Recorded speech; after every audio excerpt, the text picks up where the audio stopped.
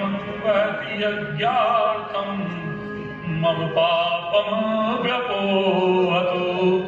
बोलिए गौ माता की जय। एक बार जोर से माँ की तो आवाज लगा लीजिए, माँ को पुकार कर लीजिए, बोलिए माँ।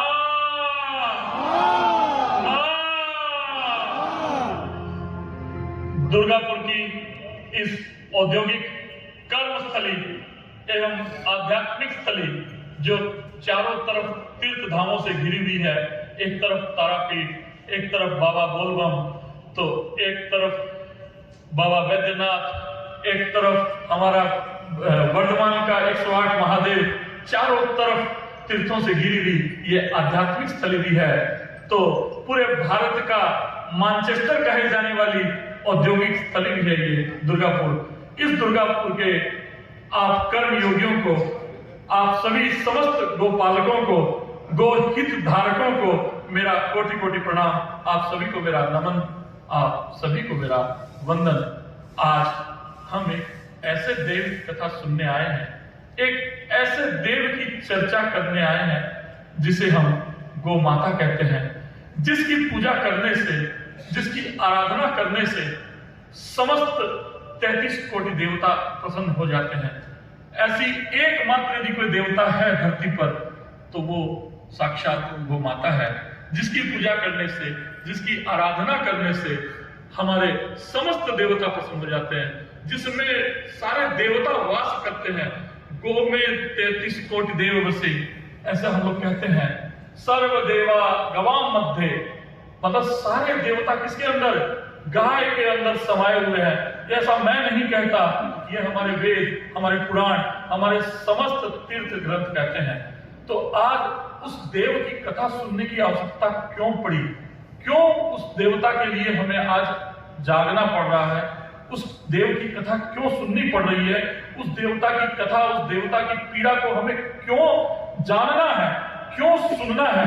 उस मर्म को आज जानना है अपने को कि 33 कोटि देवताओं को धारण करने के बाद भी, अमृत जैसा दूध पिलाने के बाद भी, जिसके शरीर से कहते हैं कि 24 घंटे ऑक्सीजन निकलती हो, जिसके खुरों से धरती का पोषण होता हो, जिसका स्पर्श मात्र करने से मरते समय प्राणी को मोक्ष प्राप्त हो जाता हो, वो गोमाता आज हमारी संकट में है। वो गोमाता आज हम बुला दिए हैं। उस गोमाता के महत्व को हमें फिर से जानने की आवश्यकता है। हम उसके पुत्र होते हुए भी हम भी कहीं न कहीं उस गोमाता को भुला बैठे हैं। हमें उस महत्व को फिर से जानना है, उस महत्व को फिर से समझना है। इसलिए आज हम उस गोमाता की कथा कहने और सुनने के लिए यहाँ आए हैं। युगों युगों से भरत भूमि की शान रही गौ माता है। युगों युगों से भरत भूमि की शान रही गौ माता है। इस धरती के कण कण की पहचान रही गौ माता है। युगों युगों से भरत भूमि की शान रही गौ माता है। इस धरती के कण कण की पहचान रही गौ माता है। गौ माता है जिसने पाल पोस कर हमको बड़ा किया। गौ माता है जिसने पाल पोस कर हमको बड़ा किया। गौ माता है जिसका अमृत पीकर, गौ माता है जिसका अमृत पीकर हमने खुद को खड़ा किया। गौ माता है जो समुद्र मंथन से हमको प्राप्त हुई। आप लोग सबको जानकारी होगी, हम लोग सभी कथाओं में सुनते हैं कि जब समुद्र मंथन हुआ था तो 13वें रत्न के रूप में 5 गौएं प्राप्त हुई थी। सबने ये कहानी सुनी होगी। और वो 5 गौएं थी, नंदा, सुनंदा, सुभद्रा, सुशीला, बहुला। ये 5 दिव्य गौ माताएं थी धरती के पोषण के लिए, धरती के प्राणियों के पोषण के लिए, हमारे आरोग्य को प्रदान करने के लिए, हमारे अर्थतंत्र को मजबूती देने के लिए, हमारे धर्म तंत्र को मजबूती देने के लिए 5-5 गौ माताएं उस समुद्र मंथन के दौरान प्राप्त हुई। तो देवताओं से कहा कि इन गौ माताओं को रखेगा कौन? तब भगवान ब्रह्मा जी की आज्ञा हुई कि इस सृष्टि में जो 5 सर्वश्रेष्ठ ऋषि हैं, उन्हीं पांचों ऋषियों को ये 5 गोमाताएं एक एक को एक एक दे दी जाए। तो 5 ऋषि थे जिनके नाम थे असित, गौतम, महर्षि असित, महर्षि गौतम, भारद्वाज, जमदग्नि। और इन 5 ऋषियों को ये 5 गोमाताएं दी गई। इसीलिए कहते हैं युगों युगों से भरत भूमि की शान रही गौ माता है, इस धरती के कण कण का पहचान रही गौ माता है। गौ माता है जिसने पाल पोस कर हमको बड़ा किया, गौ माता है जिसका अमृत सम दूध पी हमने खुद को खड़ा किया। गौ माता है जो समुद्र मंथन से हमको प्राप्त हुई, गौ माता है जो समुद्र मंथन से हमको प्राप्त हुई। गौ माता है जिसका यश ऋषि मुनि नित गाते हैं, गौ माता है जिसका यश ऋषि मुनि नित गाते हैं। गौ माता है जिसका यश नटवर नागर कृष्ण कन्हैया दोहराते हैं। एक बार जोरदार तालियों से गड़गड़ाहट कीजिएगा। हम ऐसी उस गौ माता को, हम ऐसी उस गौ माता को और नहीं भटकने देंगे, हम ऐसी उस गौ माता को और नहीं भटकने देंगे। शीश भले कट जाए लेकिन गाय नहीं कटने देंगे, शीश भले कट जाए लेकिन गाय नहीं कटने देंगे। आज हम सब यहाँ संकल्प लेने के लिए आए हैं। भाइयों बहनों, आज तक बहुत कथाओं में हम लोग गए होंगे, बहुत तीर्थों को गए होंगे, बहुत कीर्तन में भी हम लोग गए होंगे। आज की ये कथा हम सबको आत्मचिंतन करने की कथा है। आज कथा हमें यहाँ से खाली हाथ नहीं जाना है। कथा में जाते हैं तो कहते हैं ना कि प्रसाद लेकर आना है। घर में जैसे जाते हैं, बोलते हैं कि माँ कथा में जा रहा हूँ, तो माँ कहती है मैं तो नहीं जा सकती हूँ, तुम थोड़ा प्रसाद मेरे लिए लेते आना। तो आज इस कथा से खाली हाथ नहीं जाना है। हम 50 की संख्या में है कि 20 की संख्या में है, वो संख्या नहीं देखनी है। हम जितने हैं उतने गौ माता के प्रचारक हैं। आज हमको इस कथा से लौटते वक्त गौ माता का प्रचारक बन के जाना है। ये 3 प्रचारक तो हमारे सामने बैठे हुए हैं, अब 30 प्रचारक और बन जाने चाहिए। ये बोलिए आप लोग तय करते हैं कि नहीं, संकल्प करते हैं कि नहीं कि आज से हमको गौ माता का प्रचारक बनना है, गौ माता के महत्व को घर घर पहुंचाना है। यदि गाय नहीं होगी, हम लोग भजन गाते ना, गाय नहीं होगी गोपाल कहाँ होंगे, तो गोमाता नहीं होगी तो गोपाल नहीं हो सकते हैं।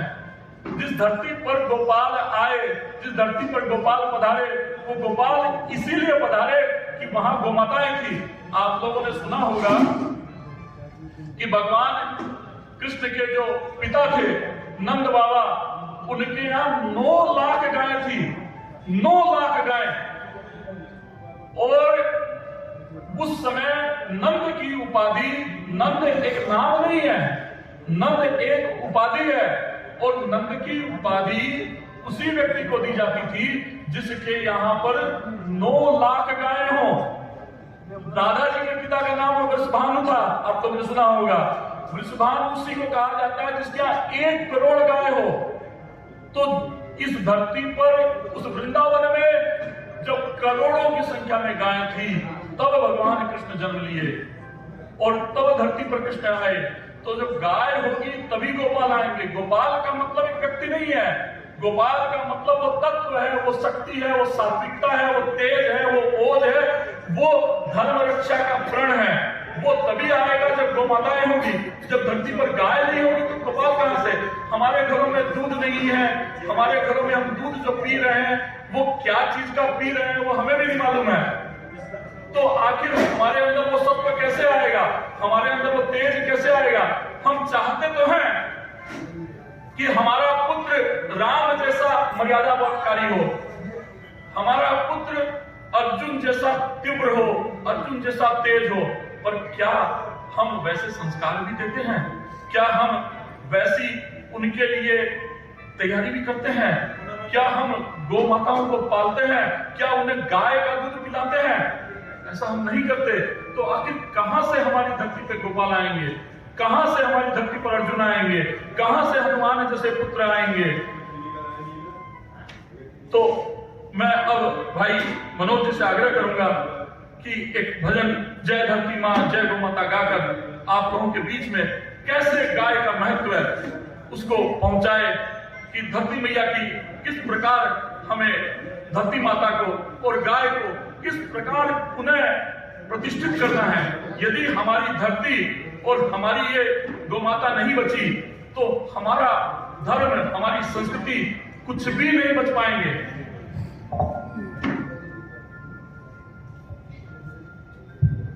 और धरती और गाय एक दूसरे की पूरक है। आज के दिन हर व्यक्ति दूध पीना चाहता है लेकिन गाय कोई नहीं पालना चाहता।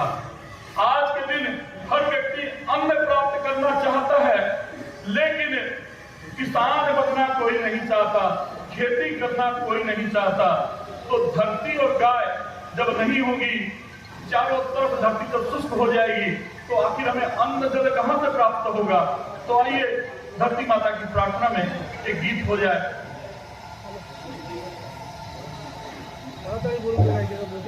आप लोग तालियों से कृपया साथ दीजिएगा। बोलिए गौ माता की जय। जय धरती माँ, जय गौ माता।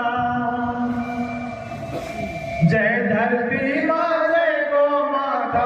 गूंज रहा है मंच महा। सुखद सुमंगल विश्व कामना, जीव मात्र का हो कल्याण। सुखद सुमंगल विश्व कामना, जीव मात्र का हो कल्याण। जय धरती माँ, जय गौ माता। जय धरती माँ, जय गौ माता। गूंज रहा है मंत्र महा। सुखद सुमंगल विश्व कामना, जीव मात्र का हो कल्याण। सुखद सुमंगल विश्व कामना, जीव मात्र का हो कल्याण। सारी जगह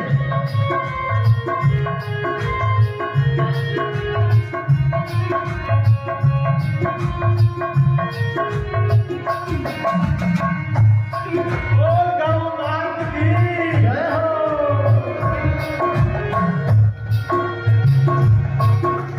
गौ की सेवा सब प्रभु की कहलाए करके गोपाल। गौ की सेवा स्वयं प्रभु की करके कहलाए गोपाल। अनको धारे चले तपस्वी युग युग से धरती के लाल। अनको धारे चले तपस्वी युग युग से धरती के लाल।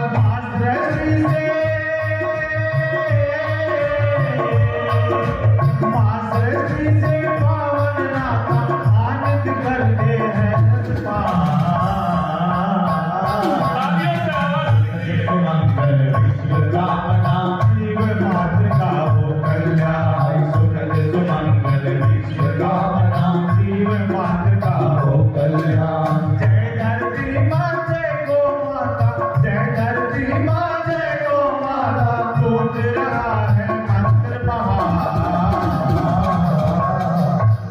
सुखद सुमंगल विश्व कामना, जीव मात्र का हो कल्याण।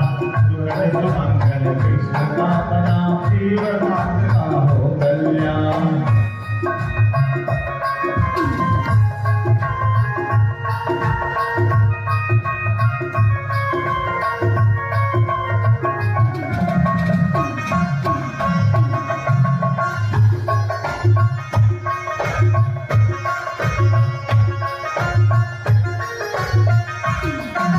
गौ में धरती ही देती है अमृत फसले ही भरपूर।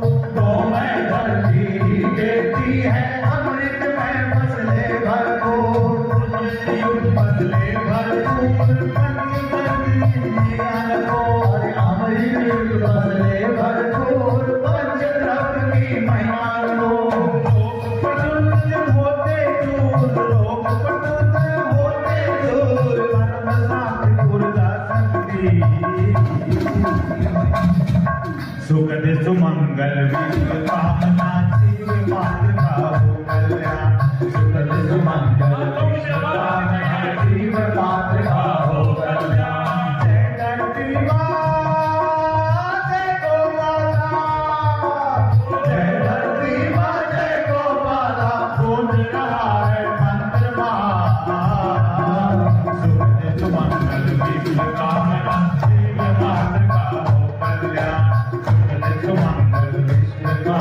जीव मात्र का हो कल्याण।